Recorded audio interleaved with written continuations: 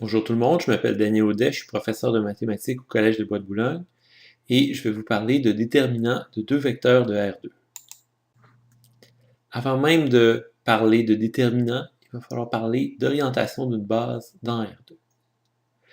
Le sens de rotation de la base ordonnée UV est donné par le sens de rotation du petit angle orienté de U vers V. On a nos deux vecteurs UV qui forment une base de R2. Et on a notre angle de U vers V. Cet angle-là nous donne un sens de rotation. Et donc ça nous donne ce qu'on appelle le sens de rotation de la base U. Maintenant, si j'ai une deuxième base ST, ça me donne un angle θ, un sens de rotation. Ici, on voit que les deux bases, UV et ST, sont de même orientation parce que les sens de rotation sont les mêmes. Voici un autre exemple avec deux bases. La première base UV, on voit que son sens de rotation est donné par le rond qui tourne, tandis que la deuxième base ST, dans cet ordre-là précisément, un autre angle θ, et un autre angle de rotation. Ces rotations-là sont en sens opposé, et donc on va dire que les bases UV et ST ne sont pas de même orientation. Dans les propriétés de l'orientation. Première propriété, la base bêta est de même orientation qu'elle-même. C'est une propriété qui est assez évidente. On la mentionne quand même parce que c'est une propriété qui a un nom. On dit qu'une telle propriété est réflexive. Deuxième propriété, si la base bêta 1 est de même orientation que la base bêta 2, alors la base bêta 2 est de même orientation que la base bêta 1. On parle de commutativité ici. Troisième propriété, si la base bêta 1 est de même orientation que la base bêta 2 et que la base bêta 2 est de même orientation que la base bêta 3, alors la base bêta 1 est de même orientation que la base bêta 3. Quatrième et dernière propriété, si la base bêta 1 n'est pas de même orientation que la base bêta 2 et que la base bêta 2 n'est pas de même orientation que la base bêta 3, alors la base bêta 1 est de même orientation que la base bêta 3. En fait, la dernière propriété, c'est ce qui nous dit que, au fond, il n'y a que deux classes d'orientation pour les bases. Quelques définitions, toujours concernant le concept d'orientation de base. Première définition, deux bases qui ne sont pas de même orientation sont dites d'orientation opposée. La base canonique, IJ, est dite d'orientation positive et toute base de même orientation que IJ est dite d'orientation positive. La base JI est dite d'orientation négative et toute base de même orientation que JI est dite d'orientation négative. Maintenant, quelques conventions concernant la représentation des bases, c'est-à-dire quand on fait des dessins de ces vecteurs-là, de ces bases-là. Par convention, les bases d'orientation positive sont représentées de telle sorte qu'elles tournent en sens anti-horaire. Et aussi, par convention, les bases d'orientation négative sont représentées de telle sorte qu'elles tournent en sens horaire. Ok, on poursuit avec d'autres propriétés de la notion d'orientation. Premièrement, toute base de R2 est soit d'orientation positive, soit d'orientation négative. Les bases UV et VU sont d'orientation opposée. Les bases UV et KUV sont de même orientation si K est positif et d'orientation opposée si K est négatif. Et finalement, les bases UV et U plus KVV sont de même orientation. Maintenant, on est prêt pour donner la définition de la notion de déterminant de deux vecteurs dans R carré.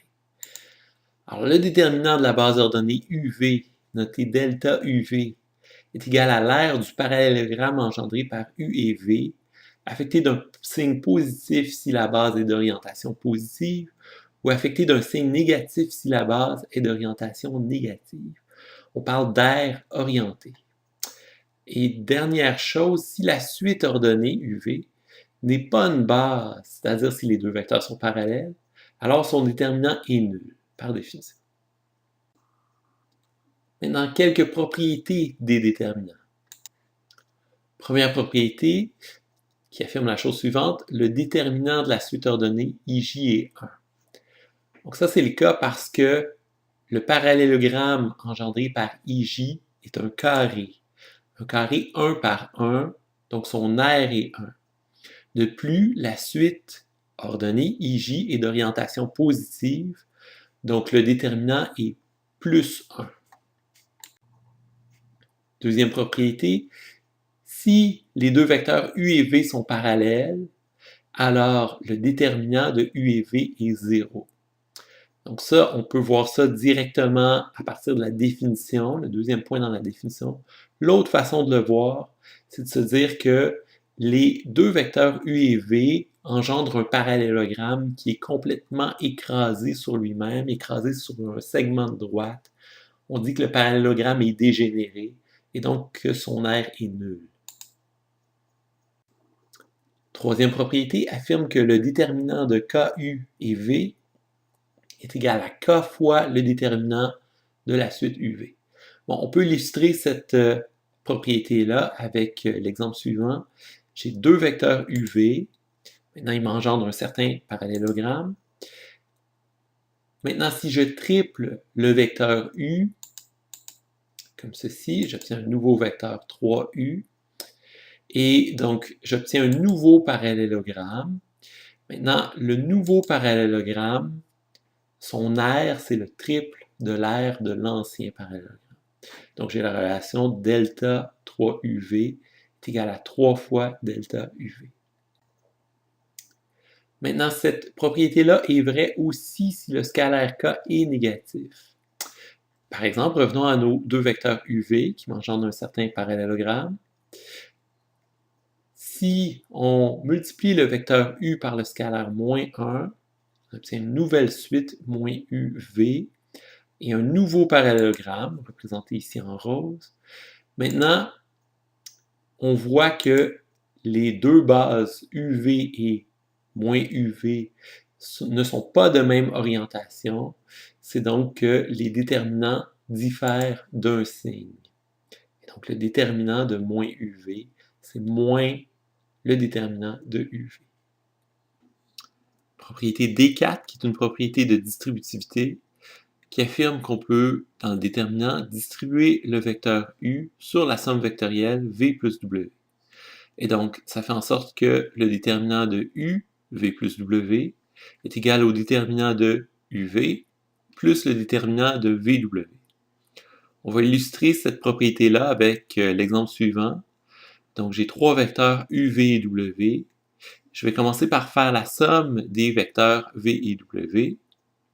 Ensuite, je vais regarder le parallélogramme engendré par U et V plus W. Ça correspond aux membres de gauche de l'équation. D'autre part, je vais regarder le parallélogramme engendré par U et V et le parallélogramme engendré par U et W. Maintenant, il faut démontrer que ces deux polygones-là ont la même R. Pour faire ça, on va découper le polygone à droite suivant le vecteur V plus W. On obtient un triangle qu'on fait glisser dans la cavité à droite. Et donc là, on obtient deux parallélogrammes identiques. Et donc, les R sont les mêmes. On peut aussi illustrer la propriété D4 dans un cas où les vecteurs sont configurés de la façon suivante.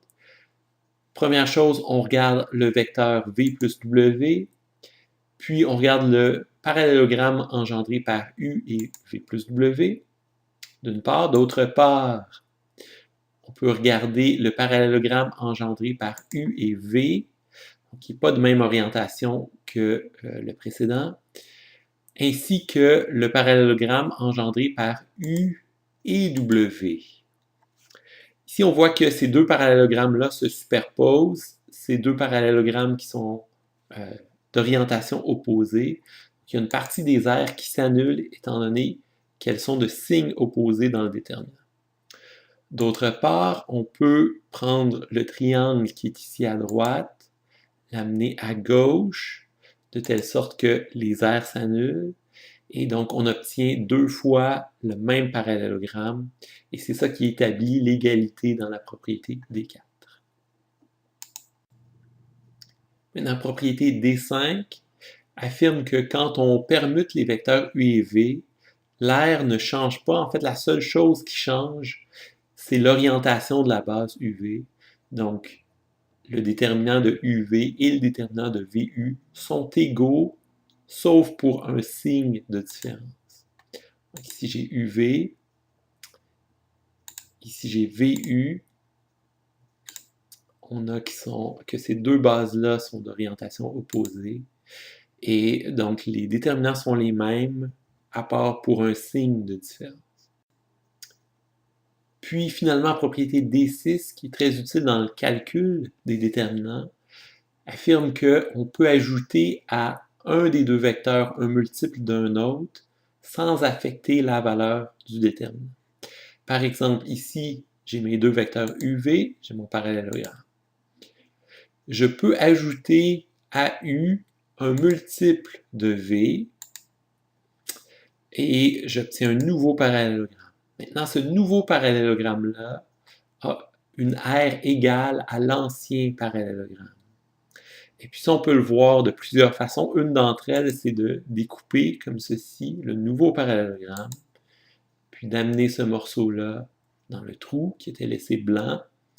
Et donc, les deux parallélogrammes sont maintenant les mêmes, ce qui fait que les aires sont les mêmes. OK, maintenant qu'on a établi toutes ces propriétés des déterminants, ces propriétés qui sont algébriques, on va pouvoir pousser davantage notre étude de l'aspect algébrique de la notion de déterminant. Donc, le théorème suivant nous permet d'évaluer la valeur numérique du déterminant, c'est-à-dire de calculer l'aire orientée du parallélogramme, quand les vecteurs sont donnés en termes de composantes dans la base canonique IJ. Ici, on a les composantes AB pour le premier vecteur et CD pour le deuxième vecteur. Au centre, on a la notation matricielle du déterminant. La première ligne, c'est le premier vecteur AB, la deuxième ligne, le deuxième vecteur CD. Et à droite, on a la formule algébrique. Pour calculer le déterminant, on calcule le produit de AD moins le produit de BC. Pour démontrer ce théorème-là, on peut procéder de la façon suivante.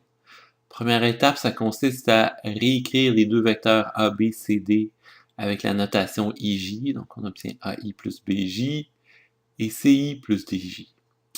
Ensuite, on applique la propriété D4 de distributivité. Donc, AI plus BJ va être distribué sur les deux vecteurs CI et DJ, ce qui va nous donner deux déterminants. Maintenant, on peut encore appliquer la propriété D4 sur chacun des deux déterminants pour nous donner, pour multiplier par 2 encore le nombre de déterminants, on va en trouver 4 cette fois-ci. Ensuite, on a des multiples, des scalaires devant chacun des vecteurs qu'on peut mettre en évidence en vertu de la propriété D3. Donc, toujours 4 déterminants. Maintenant, 2 de ces 4 déterminants-là sont nuls. Si on regarde le tout premier et le tout dernier, ce sont deux déterminants nuls, donc déterminant I et I. Donc ça, c'est 0 parce que le parallélogramme est dégénéré. Même chose à la fin, J et J. Ce déterminant-là est nul parce qu'il est dégénéré. Ensuite, j'ai le déterminant JI dans le deuxième terme et dans le troisième terme, déterminant IJ. Bon, ces deux déterminants-là ne sont pas les mêmes, cependant, on peut permuter les vecteurs dans le premier des deux. Et donc, pour faire ça, il faut changer le signe, donc on obtient moins BC IJ. Déterminant de IJ donne 1, donc on trouve la formule moins BC plus AD, et donc ça termine la démonstration du théorème. Maintenant, on a un corollaire intéressant qui est déduit du théorème précédent, la formule précédente. Il nous dit que le déterminant de ABCD est le même que le déterminant de ACBD. Donc là, si vous remarquez, les colonnes sont changées pour les lignes sont changées pour les colonnes, mais la valeur du déterminant reste inchangée. Donc ça peut paraître une curiosité, mais en fait, ça a une conséquence importante. La conséquence, c'est que toutes les propriétés qu'on a vues et qui sont applicables pour les lignes le sont aussi pour les colonnes. On fait la preuve de cette information-là de la façon suivante. Le déterminant de ABCD, c'est AD moins BC, comme on a vu dans le théorème. AD moins BC, c'est la même chose que AD moins CB. Et donc, AD moins CB, c'est le déterminant de la matrice ACBD. Maintenant, toutes les propriétés qu'on a vues à propos des déterminants étaient énoncées en termes des lignes du déterminant. Ce qui fait qu'on peut réénoncer ces propriétés-là, mais non pas en termes des lignes, mais en termes des colonnes. Ce qui fait que la propriété D2 devient la propriété D2', qui dit que quand les deux colonnes d'un déterminant sont proportionnelles, alors le déterminant est nul. La propriété D3' affirme que si tous les éléments d'une même colonne partagent un même facteur K, alors ce facteur K-là peut être mis en évidence. Propriété D4', une propriété de distributivité par rapport aux colonnes. Propriété D5' affirme qu'on peut permuter les deux colonnes du déterminant, et ce faisant, on change le signe du déterminant. Propriété D6' affirme qu'on peut ajouter à une colonne un multiple d'une autre colonne sans affecter la valeur du déterminant. Ok, c'est ce qui termine la présentation sur la notion de déterminant de deux vecteurs de R2. Et donc là, je vous encourage à essayer des exercices, essayer des calculs avec des déterminants numériques pour pratiquer l'utilisation de ces formules-là. Merci.